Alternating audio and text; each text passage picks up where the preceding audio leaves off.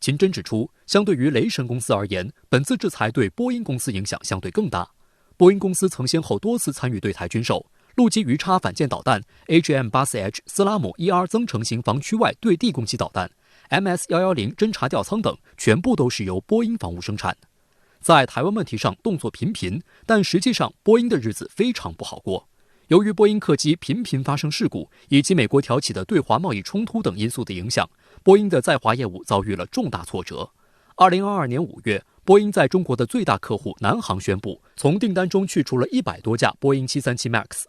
7月1号，中国三大行公告，将以合计总价2400亿人民币向空客购买292架空客 A320neo 系列飞机。近年来，波音在中国市场颗粒无收。事实上，波音近年来深陷财务困境。去年年底，波音公司刚以1亿美元的价格变卖了位于美国西雅图市附近的商用飞机总部大楼，而这只是其资产削减计划的一部分。虽然他现在至少对外界表态似乎还比较乐观啊，这个国际市场容纳很大等等啊，他好像还能经受得起，但实际上不是这样，因为据很多机构预测，未来10年，中国将购买7000架新客机，大概占全球市场的1/5。这个对波音今后的长期的发展是非常不利的。根据公开资料显示，本次被制裁的波音防务首席执行官卡尔伯特于今年就任波音国防、太空和安全公司的总裁兼首席执行官。在此之前，卡尔伯特还曾担任信息技术和数据分析的首席信息官和高级副总裁。深圳卫视注意到，就在中方宣布制裁当日，波音股价下跌超过5%。为了挽救损失，波音公司曾狡辩称，波音的民航子公司波音民用飞机集团和波音防务分属2个完全独立的子公司。波音防务对台军售的后果不应当由民航子公司来承担。但事实上，波音民航业务与其军工业有着密不可分的关系。美军在南海进行侦察工作的 P8 反潜机就是用波音的民航客机改造的。更令波音感到压力山大的是，中国的大飞机项目 C919 客机进展顺利。周四，中国工程院院士、C919 大型客机系列型总设计师吴光辉透露，中国商飞已完成 C919 大飞机取证前的试飞任务，今年内将取得民用航空器适航证，并交付给首家客户中国东方航空。C919 大型客机是中国自行研制、具有自主知识产权的中短程商用干线喷气式飞机，于2017年5月5号成功首飞，2020年11月27号获得首个型号检查核准书。目前 C919 飞机已经有28家客户，累计订单815架。观察指出，等 C919 客机正式投入商业运营，波音客机在全球市场将面临更加严峻的考验。当下特别是中国消费者对737 MAX 的信任度下降，所以包括波音在全球的销售不畅的这个机会，确确实实是 C919 弯道超车的一个绝佳的一个时机。实际上，C919我觉得它的未来的潜力是巨大的啊，甚至于在国际市场上可以直接和波音和空客相关的机型竞争。那对于波音防务和雷神技术这些长期参与对台军售，又似乎和中国大陆缺乏直接业务往来的美国企业而言，中国的制裁能否发挥行之有效的惩罚作用呢？这是个好问题。就算是波音防务和雷神技术，他们对于来自中国的制裁也不是无懈可击的。雷神技术本身和波音防务所属的波音公司本体都有着大量的民用业务，尤其是在民用航空器领域，而中国则是全世界第2大民航市场，同时也是全球最为蓬勃发展的民航市场。以我们比较熟悉的波音公司为例，中美贸易战之前，中国是波音商飞海外最大单一市场，市场总额仅次于美国本土。2012年到2017年，中国市场连续6年占据波音商飞全球交付量20%以上，2017年更是超过26%。当年波音公司每3架737客机中就有1架交付中国的航空公司。志得意满的波音公司当时宣称，未来20年中国市场的商用飞机采购价值在1.5万亿美元以上。2017年，时任总统特朗普访华之际，中美签署300架波音飞机的大订单，然后就没有然后了。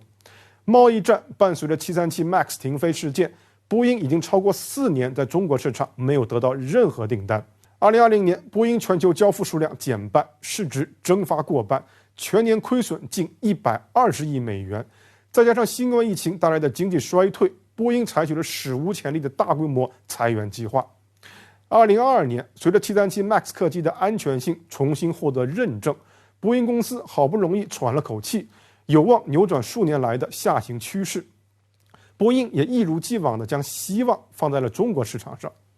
波音在本年度的发展报告中指出，到2041年，中国市场将占据全球新客机交付量的21%，因此中国被波音认为是未来业务发展的关键。但是波音飞机寄希望于中国市场的同时，波音防务却参与对台军售，哪有这种便宜占尽的好事呢？波音防务和波音飞机之间的关系实际上是很模糊的。某种意义上，波音离不开中国市场，而中国市场完全可以离开波音。2022年7月，中国向欧洲空客购买了292架客机。数据显示，波音在中国的市场份额未来数年将由此前和空客一半降至40%甚至更低。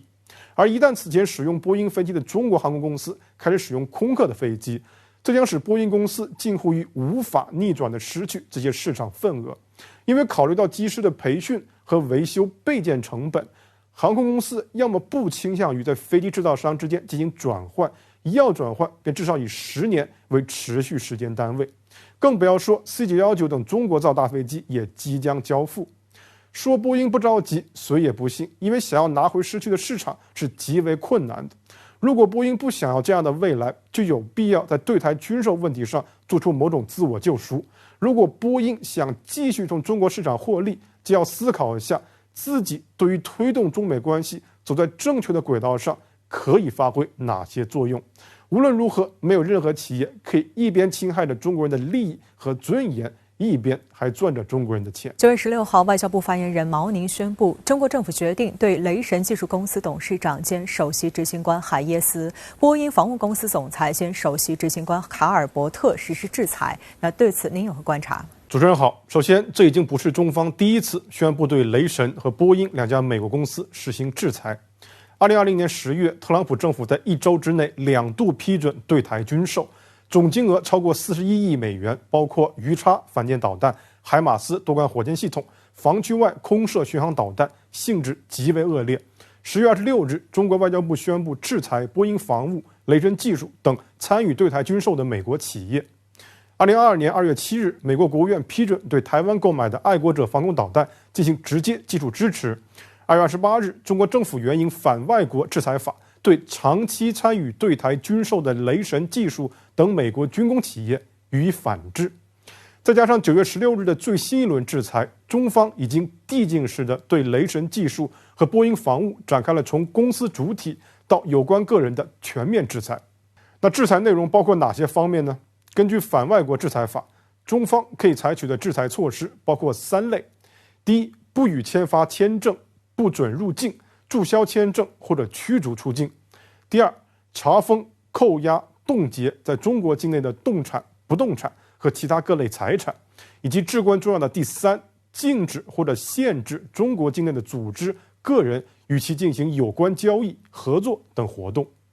有的人可能会问，像雷神技术和波音防务这样的美国军企，似乎和中国大陆也没有什么业务往来，中方的制裁究竟能起到怎样的效果？事实上，我注意到一众美国媒体也正是以类似的心态进行冷嘲热讽。但不要忘了，制裁作为一项政策工具，有2个目的：第一是报复，也就是反制，通过施加伤害来迫使对方更正错误的决定；